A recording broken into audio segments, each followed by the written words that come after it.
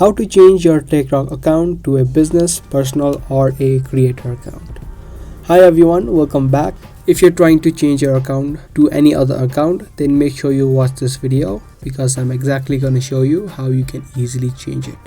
From the home screen of your TikTok, simply tap on the profile option on the bottom right, and from here tap on the three lines on the top right and head over to settings and privacy.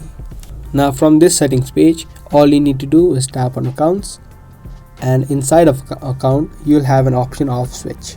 So if you are a personal account, then all you need to do is tap on the switch to business account, tap on next, choose your category, and then tap on next. Here you can add in your email address, and there you go.